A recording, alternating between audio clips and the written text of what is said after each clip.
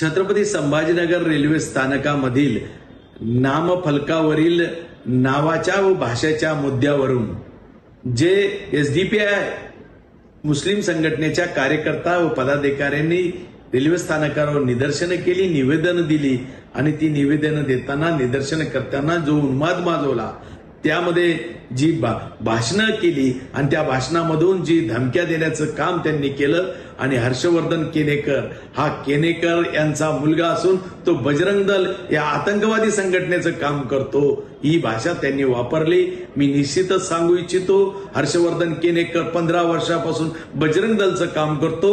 एवढंच नाही तर गोरक्षकाचं सुद्धा काम करतो आणि गोरक्षकाची सेवा करताना त्याच्यावर बऱ्याचदा हमले होण्याचा प्रयत्न झाला, परंतु तो तिथं डगमगला नाही आणि त्यामुळे केनेकर परिवार खऱ्या अर्थानं या हिंदू संस्कृतीचं रक्षण करण्याकरता कुठेच डगमगत नाही आणि त्यामुळे तुमच्या या पोकळ धमक्याला आम्ही घाबरणार नाही आणि यापुढे या धमक्या देण्याचं काम आपण करू नये, एवढंच आपल्याला सांगू इच्छितो।